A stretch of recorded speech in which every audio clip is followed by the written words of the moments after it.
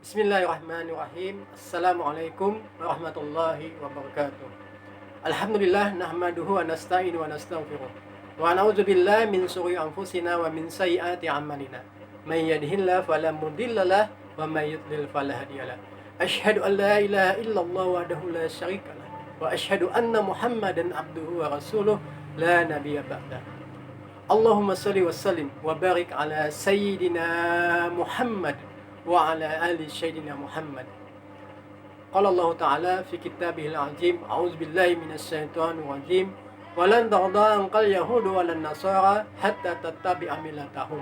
Faqala an-nabiy sallallahu alaihi wasallam, man tasabbaha biqaumin fahuwa minhum. Shadaqallahul azim wa shadaqa rasulullah ya karim.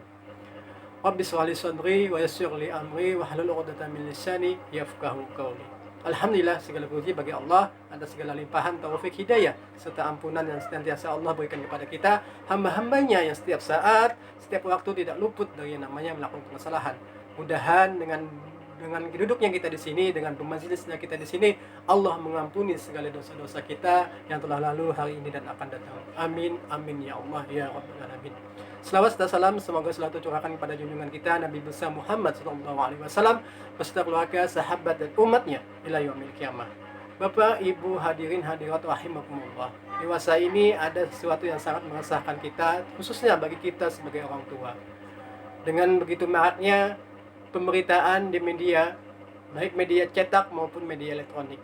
Sebagaimana diberitakan, bagaimana kenakalan generasi muda kita semakin hari semakin meningkat.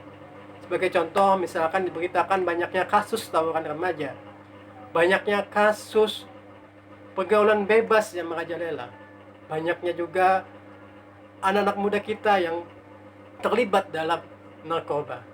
Nauzubillah, summa nauzubillah, mudah-mudahan anak-anak kita dilindungi oleh Allah SWT dari hal-hal yang demikian. Tentu kita bertanya-tanya, apa sih penyebabnya? Nah, sesuai pengalaman yang pernah saya lakukan ketika saya melaksanakan pengajian di kalangan generasi muda, setidaknya ada 4 hal yang saya perhatikan, yang saya amati dari mereka. Nah, 4 hal ini akan saya rangkum dalam satu kata, yaitu muda. Diambil dari kata mereka sendiri, yaitu generasi muda. Muda di sini terdiri dari 4 kata, dari 4 huruf. Bukan 4 kata, 4 huruf, yaitu huruf M, huruf A, huruf U, huruf D, dan huruf A. Yang pertama huruf M. Yang saya amati selama ini, generasi muda kita itu sangat minim dalam beragama. Ini wajar saja, karena apalagi kalau kita melihat di sekolah-sekolah umum khususnya, itu pelajaran agama sangat minim sekali. Anak-anak pelajar hanya menerima pelajaran agama 1 minggu itu hanya 2 kali 45 menit, nggak sampai 2 jam. Bahkan porsi pelajaran agama itu seakan-akan dinomorduakan dibandingkan dengan pelajaran-pelajaran yang lainnya. Sehingga wajar saja anak-anak kita, generasi muda kita, pengetahuan agamanya sangat minim sekali. Hal yang unik pernah kejadian. Pernah pengalaman waktu saya mengisi pengajian di sebuah sekolah. Seperti biasa, sebelum pengajian dimulai, biasanya dimulai dengan sholat zuhur berjamaah dulu. Nah, ketika sambil menunggu siswa datang untuk diisi pengajian dan sambil menunggu waktu sholat zuhur berjamaah, tiba-tiba ada 2 orang siswi masuk ke mushola dan mengerjakan sholat. Dalam hati saya, oh mungkin ini sholat sunat duha, karena kan masih waktunya sholat duha. Tapi setelah saya perhatikan, kok seakan-akan seperti sholat zuhur, mereka mengerjakan seperti sholat zuhur, karena 4 rakaat pada saat itu saya perhatikan. Makanya sebagai mengobati rasa penasaran, saya datangi dan saya tanya kepada mereka. Dek, kata saya, adik berdua ini sedang mengerjakan sholat apa? Nah, jawaban mereka yang membuat saya sedikit terkejut. Kata mereka, kami sedang mengerjakan sholat zuhur, Pak. Lalu kata saya, kan dek, ini belum waktunya sholat zuhur. Lalu apa jawab mereka lagi? Kata mereka, Pak, kalau kami menunggu waktu sholat zuhur, kami akan terlambat masuk kelas, Pak. Nah, ini seakan-akan anak muda kita tidak tahu tentang waktu sholat. Padahal kan yang namanya sholat itu harus di waktunya. Nah, ini yang perlu kita perhatikan juga. Dan juga yang kedua, Generasi muda kita itu usianya adalah tergolong usia yang produktif. Nah, ini tinggal kita mengarahkan. Apakah mau diarahkan ke yang negatif, maupun mau diarahkan ke yang positif. Nah, tentunya kita ingin mengarahkan usia produktif mereka ini ke arah yang positif. Nah, mari kita sama-sama, ini tugas kita untuk mengarahkan usia mereka yang produktif ini ke arah yang positif tadi. Yang ketiga, langsung saja supaya singkat waktu. D. Dangkal akidahnya. Nah, sebagaimana ayat dan hadis yang saya baca di awal di muqaddimah, Allah Subhanahu wa taala berfirman di dalam surah Al-Baqarah ayat 120. A'udzubillahi minasyaitonir rajim. Walan tarda anqal yahudu walan nasara hatta tattabi'a millatahum. Kata Allah, orang-orang Yahudi dan Nasrani tidak akan pernah ridha, tidak akan pernah rela sampai kita umat Muhammad itu masuk atau ikut agama mereka. Nah, saat ini mereka kaum Yahudi dan Nasrani itu begitu gencar dengan media-media mereka untuk meracuni generasi muda kita. Buktinya apa?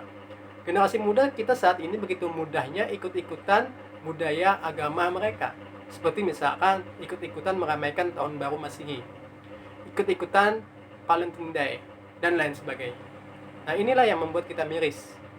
Akidah mereka terancam di sini. Bahkan kita teringat dengan hadis Nabi yang mengancam bagi mereka yang ikut kaum itu. Misalkan hadis tadi yang saya baca, man tasabbaha biqaumin fahuwa minhum. Barang siapa yang menyerupai suatu kaum, maka dia masuk bagian dari kaum itu. Nah, ini kan sangat membahayakan bagi akidah mereka. Maka dari itu, kita selamatkan akidah mereka. Mari kita selamatkan akidah mereka. Pernah juga dari segi akidah, pernah suatu kejadian, saya didatangi oleh seorang siswi yang bertanya tentang hukum bunuh diri. Pada saat itu dia bertanya, Pak, hukumnya bunuh diri itu apa? Lalu saya jawab, hukumnya haram, jelas haram. Dan bahkan pelakunya akan dijebloskan langsung ke neraka karena menyakiti diri sendiri, mencelakakan diri sendiri. Lalu kata dia, bagaimana Pak misalkan bunuh diri itu nggak jadi? Lalu kata saya, ya taubat, jangan lagi mengulangi hal itu. Dan anehnya ternyata pelakunya dia sendiri. Dia bercerita bahwa dia ingin bunuh diri karena disakiti oleh seseorang, sehingga dia berencana mau mengiris urat nadinya dengan pisau. Mudah-mudahan tidak terjadi pada anak-anak kita.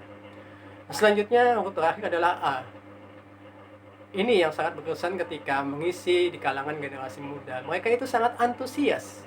Bahkan mereka sangat mengapresiasi apa yang kita lakukan, apa yang kita sampaikan. Buktinya adalah mereka itu sangat sami'na wa ta'na ketika kita menyampaikan sesuatu. Mereka langsung melaksanakan. Sebagai contoh, misalkan saya menyampaikan tentang mengucap salam. Mereka ketika saya selesai menyampaikan itu, mereka langsung mempraktekannya. Bahkan ketika saya menyampaikan tentang tabassumu fi akhika shadaqah, senyum manismu di hadapan saudaramu adalah sedekah, mereka langsung menoleh samping kiri kanan mereka untuk senyum kepada saudaranya. Inilah luar biasanya mereka. Makanya ini yang perlu menjadi perhatian kita, minimnya mereka dalam beragama, usia yang produktif, dangkal mereka dalam akidah, dan apresiasi dan antusias mereka dalam menerima pelajaran agama. Mudah-mudahan ini menjadi perhatian kita. Mudah-mudahan generasi muda kita terselamatkan dari akidah yang tidak baik, dan mereka memiliki pengetahuan agama yang mantap. Demikian yang bisa saya sampaikan. Mohon maaf jika ada kesalahan. Segala kebenaran datang dari Allah, segala kesalahan datang dari diri ulun yang serba kekurangan ini. Wassalamualaikum warahmatullahi wabarakatuh.